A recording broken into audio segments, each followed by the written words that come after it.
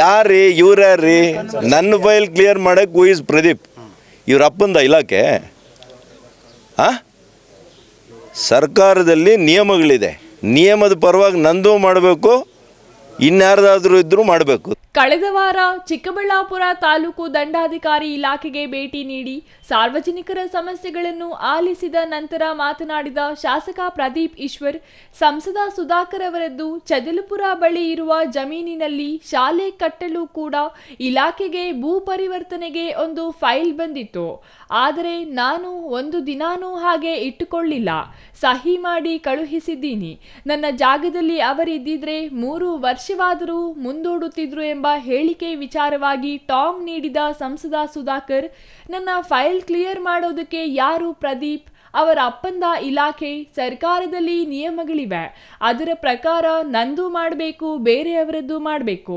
ತಪ್ಪು ಇದ್ರೆ ಮಾಡೋದಕ್ಕೆ ಯಾರ್ದು ಆಗಲ್ಲ, ಇವರ್ಯಾರು ಕ್ಲಿಯರ್ ಮಾಡೋದಕ್ಕೆ ಎಂದು ಶಾಸಕ ಪ್ರದೀಪ್ ಈಶ್ವರ್ ವಿರುದ್ಧ ಕಿಡಿಕಾರಿದ್ರು. ಸುಧಾಕರ್ ಅವರು ಚೇಂಜ್ ಆಫ್ ಲ್ಯಾಂಡ್ಗೆ ಒಂದು ಆ ಚದಲ್ಪುರದ ಹತ್ರ ಒಂದು ಶಾಲೆ ಕಟ್ಟಬೇಕು ಅಂತ ಕೂಡಾಗಿ ಬಂತು. ಒಂದು ದಿನ ಕೂಡ ಡಿಲೇ ಮಾಡಿದೆ.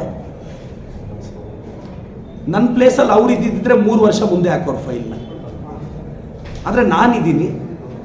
ಖುದ್ದು MP ಸುಧಾಕರ್ ಅವರು ಜಾಗನ ಎಜುಕೇಷನ್ ಕನ್ವರ್ಷನ್ಗೆ ಹಾಕಿದರೆ 1 ದಿನಾನೂ ಡಿಲೇ ಮಾಡದೆ ಸೈನ್ ಹಾಕಿ ಕಳಿಸ್ಕೊಟ್ಟಿದ್ದೀನಿ. ಅವ್ರು ಒಳ್ಳೇದಾಗಲಿ ಅಂತ ಹೇಳಪ್ಪ. ರಾಜಕಾರಣನ MP ಸುಧಾಕರ್ ಅವ್ರ ಫೈಲೇ ನಾನು ಕ್ಲಿಯರ್ ಮಾಡಿದ್ದೀನಿ.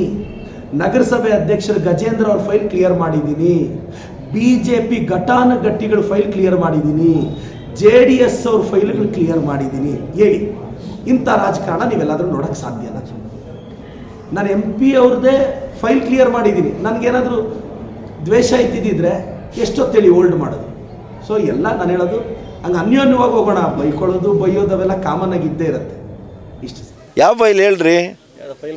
ಯಾರ್ರೀ ಇವ್ರ್ಯಾರ್ರೀ ನನ್ನ ಫೈಲ್ ಕ್ಲಿಯರ್ ಮಾಡಕ್ಕೆ ಹೂ ಇಸ್ ಪ್ರದೀಪ್ ಇವ್ರ ಅಪ್ಪಂದ ಇಲಾಖೆ.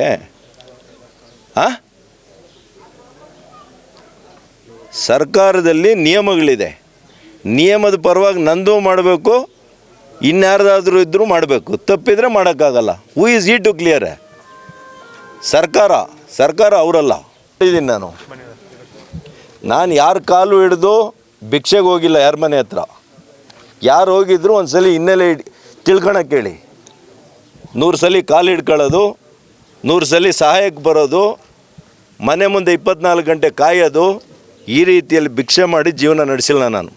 Thoudanahalli Ramesh, CTV news, Chikkaballapur.